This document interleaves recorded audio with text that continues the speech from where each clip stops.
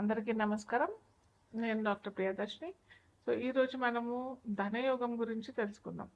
So, అందరికీ ధనం అంటే ఎంత అవసరమో అందరికీ తెలుసు. కొందరికి ధనం అవసరమైతే, కొందరికి ధనం వ్యసనం, కొందరికి విలాసం, ఇంకా ఎన్నెన్నో రకాలుగా మనం చెప్పుకోవచ్చు. కాకపోతే ఈ ధనయోగం అనేది ఎవరి జాతకంలో ఎలా ఉంటుంది? అసలు ఈ ధనయోగం ఉంటేనే వాళ్ళకి ధనం వస్తదా? జీవితంలో ధనం లభిస్తుందా లేదా? లేదా ధనయోగం లేకున్నా గానీ మనం ఏదన్నా పరిహారం చేసుకుని ధన ధనయోగాన్ని క్రియేట్ చేసుకోవచ్చా? అంటే ఆర్టిఫిషియల్‌గా క్రియేట్ చేసుకోవడమే. సో, అది అంతా మనం ఈరోజు తెలుసుకుందాం. ఫస్ట్ ఆఫ్ ఆల్ ధనయోగం అంటే ఎలా లభిస్తుంది? ఒక జాతక చక్రంలో చూసినట్టయితే నేను ప్రతిసారి చెప్తుంటాను. మనము యోగాలైనా మన లగ్నం నుంచి చూసుకోవాలి.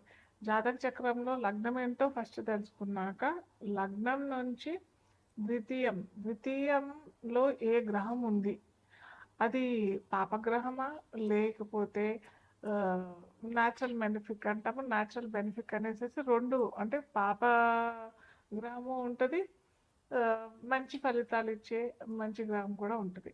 సో, ఎప్పుడైతే ఈ గ్రహం పాపగ్రహం లేకుండా మంచి గ్రహం, అంటే పర్సనల్గా మన జాతక చక్రంలో ద్వితీయంలో పాపగ్రహం లేకుండా మంచి గ్రహం, అంటే మంచి ఫలితాలు ఇచ్చే, జనరల్గా మంచి ఫలితాలన్నీ ఇచ్చేస్తాయి అన్నమాట. దాంట్లో ఏంటంటే గురువు గ్రహం, శుక్రగ్రహం, అంటే బృహస్పతి, శుక్రుడు, ఈ రెండు గ్రహాలు మనకి ధనాన్ని ఇచ్చే గ్రహాలు అన్నమాట. సో, ఈ గ్రహాలు కనుక ద్వితీయాధిపతితో లేదా ద్వితీయంలో ఒక్కోసారి గురుగ్రహం ఏంటంటే ద్వితీయంలో ఉన్న వాళ్ళకు విపరీతమైన డబ్బు, విపరీతమైన ధనం వస్తుంది. కానీ వచ్చినప్పటికీ అది నిలదొక్కుకోలేరు. ఏదో విధంగా ఖర్చు అయిపోవడము, వాళ్ళు అనుభవించారు అనమాట. అంటే సపోజ్ ఫర్ ఎగ్జాంపుల్, ఒకడు బాగా రిచ్, బాగా ధనవంతుడు, అతను బాగా సంపాదిస్తాడు. లైఫ్ లాంగ్ అతను కూడబెట్టి కూడబెట్టి కూడబెట్టి అలాగే కూడబెడుతూనే ఉంటాడు. తద్వారా ఏమవుతుందంటే చివరి జీవిత దశలో అతను అనుభవించకుండానే వెళ్ళిపోతాడు. అతను తదనంతరం ధనాన్ని అనుభవించడం ఇలాంటివన్నీ జరుగుతూ ఉంటాయి అన్నమాట. సో, అలాంటి రకం ద్వితీయంలో గురువు ఒకవేళ ఉన్నట్టయితే, మళ్ళీ ద్వితీయంలో గురువు ఉన్నా కానీ ఎన్ని డిగ్రీస్లో ఉన్నాడు, ఏ నక్షత్రంలో ఉన్నాడు, ఇవన్నీ కూడా మనం తెలుసుకున్నట్టయితే, క్షుణ్ణంగా మనం తెలుసుకున్నట్టయితే, ఈ ధనయోగాలు మనకి ఎలాంటి ఫలితాలు ఇస్తాయి, ఎలా మనని ధనవంతులు చేస్తాయి అనేసి మనం తెలుసుకోవచ్చు. అయితే ఇంకొకటి మనం బాగా చూసుకోవాల్సింది ఏంటంటే, గురువు ద్వితీయంలో ఉన్నా కానీ లేదా ద్వితీయంలో ఉన్నప్పటికీ అంత ఫలితాలు ఇవ్వరు అని చెప్పుకున్నాం కదా. ద్వితీయాన్ని ఒకవేళ చూస్తే, గురుడు చూస్తే మటుకు నిజంగా అది చాలా మంచి ధనయోగం. వాళ్ళకి ఎటువంటి ధనానికి ఇబ్బంది లేకుండా జీవితకాలం మొత్తం ధనానికి లోటు లేకుండా ఉంటుంది. అలాగే శుక్రుడు కూడా ద్వితీయంలో ఉన్నా కానీ, మనమేమో గురువు గ్రహానికి ఏమనుకున్నాము, గురువు కనుక ద్వితీయంలో ఉంటే కొద్దిగా అతను అనుభవించాడు అని చెప్పాం కదా. కానీ శుక్రుడు అలా కాదు, ద్వితీయంలో ఉన్న అతను ధనాన్ని ఇస్తాడు. కాకపోతే ఇక్కడ రూల్ ఏంటంటే, ద్వితీయంలో శుక్రుడు ఉన్నా ఇస్తాడు, ద్వితీయాన్ని చూసినా కానీ శుక్రుడు ఇస్తాడు.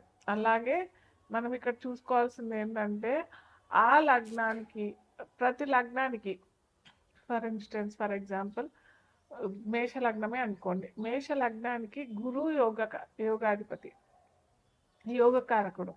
సో, గురువు కనుక ఉన్నట్టయితే లేదా గురువు కనుక చూసినట్టే, ఆ ద్వితీయ భావాన్ని చూసినట్టయితే ఖచ్చితంగా అతనికి, ఆ జాతకులకి ధనాన్ని ఇస్తాడు. కాకపోతే శుక్రుడు కనుక అక్కడ ఉన్నాడు అని అంటే, శుక్రుడు మారకాధిపతి అవుతాడు ఆ లగ్నానికి, ద్వితీయ సప్తమాధిపతి అవుతాడు. కాబట్టి శుక్రుడు అంత ఫలితాలు ఇవ్వడు. సో, ఇక్కడ కొద్దిగా క్లారిటీ తెచ్చుకోవాలి ఎవరైనా కానీ. ఏ లగ్నాల వారికి యోగ కారకుడు, గురువు యోగ కారకుడు అవుతే గురువు ఇవ్వాలి. శుక్రుడు యోగ కారకుడు అవుతే నేను ఒక్కొక్క రాశికి చెప్తూ ఉంటాను, ఏ ఏ రాశులకి సారీ లగ్నాలకి ఏ ఏ గ్రహాలు ధనాన్ని క్రియేట్ చేస్తాయనేసి ఒక్కొక్క లగ్నాలకి చెప్పుకుంటూ పోతాం మనము.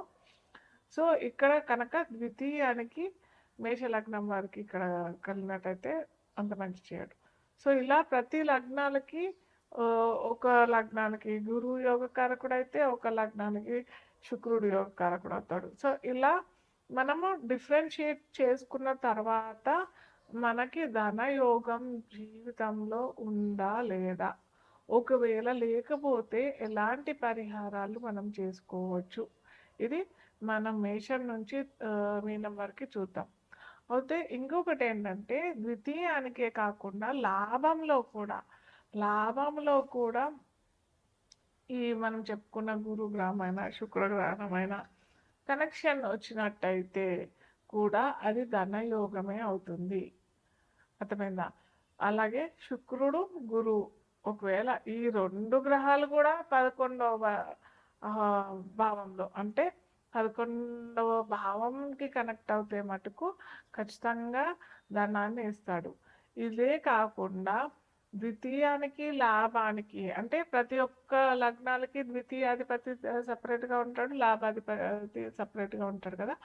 ఎప్పుడైతే ఈ ద్వితీయాధిపతి లాభాధిపతి రెండూ కలిసి ద్వితీయంలో అయినా లాభంలో అయినా ఉన్నట్టయితే అది ధనయోగం కిందనే పరిగణించబడుతుంది.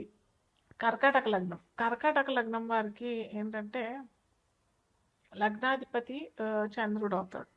చంద్రుడికి ద్వితీయంలో ఎవరున్నారు అంటే సూర్యుడు. సో ఈ సూర్యుడికి గనక ద్వితీయానికి లాభానికి మనం చెప్పుకున్న రూల్లో ద్వితీయానికి లాభానికి కనుక కనెక్షన్ ఎక్కడన్నా వచ్చినా కానీ మనం అది ధనయోగం కిందనే పరిగణిస్తాము. సో ఇక్కడ ఏంటంటే లాభాధిపతి ఇక్కడ కర్కాటక లగ్నం వారికి శుక్రుడు అవుతాడు.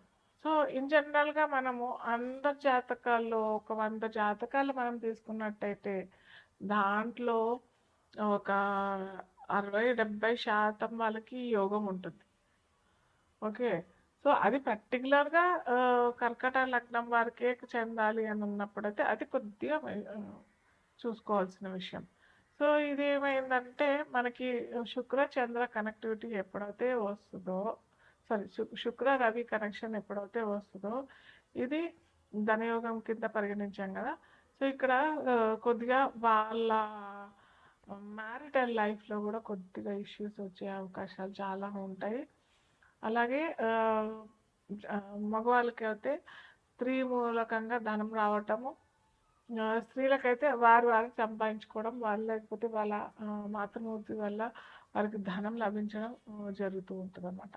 సో ఇలా యోగం లేనప్పుడు ఏం చేసుకోవాలి అని అన్నట్టయితే సూర్యుడికి అర్ఘ్యం ఇవ్వటం.